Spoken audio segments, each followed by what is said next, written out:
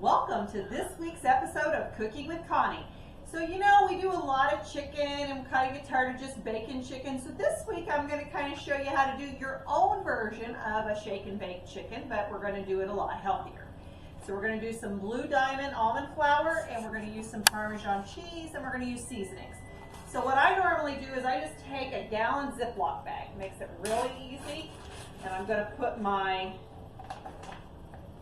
almond flour. Now your ratio, so depending on how much chicken you're going to coat, is equal amounts of almond flour and Parmesan cheese.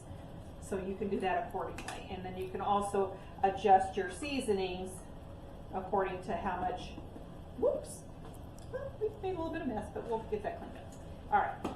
So we're gonna put that in there, and then I'm gonna use everything spicy. My husband kind of likes his with a little bit of spice to it, but you could season it or put whatever seasonings you want in there.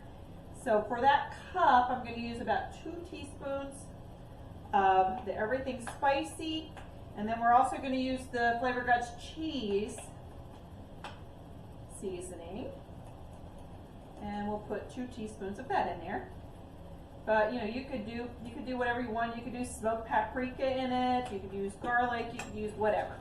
All right. So once I get that done, then we'll kind of mix all that together, so that when we go to coat our chicken, everything's kind of all evenly distributed. Okay. Now, one of the tricks I think to making your chicken good is to put olive oil on it. So what I do, this is going to help the coating to stick to it too. So I just kind of pour my olive oil over this, and then I'm going to kind of rub it in so that I have my olive oil coating. And we're using chicken thighs today because that's what Barb likes. So we're going to,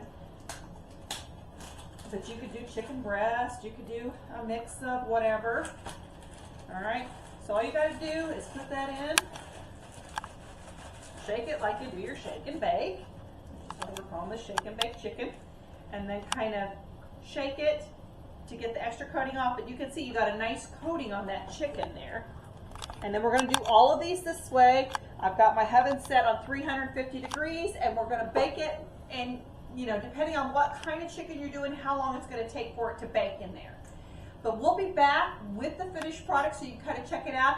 But this is as simple as it gets. You could use this coating mix on pork chops, anything that you wanted to give it a little flavor and a little something different if you're tired of just the plain baked proteins. So we'll see you in a little bit when we get the chicken done. Okay guys, here we are, we're back, and look at this beautiful oven fried chicken. It smells absolutely delicious, and I'm sure it'll taste great too. So remember, this is gluten-free, sugar-free. It meets all of the criteria that we have on our Cooking with Connie show. You want to make sure we cooked it for about 45 minutes. We did use the air fryer mode, so it kind of crisped up nice. But even doing the regular might take a little bit longer to cook, but make sure that it's cooked all the way through. That's a big thing with chicken. So remember, like, share, subscribe, and make good choices this week, and hopefully we'll see you soon on Cooking with Connie.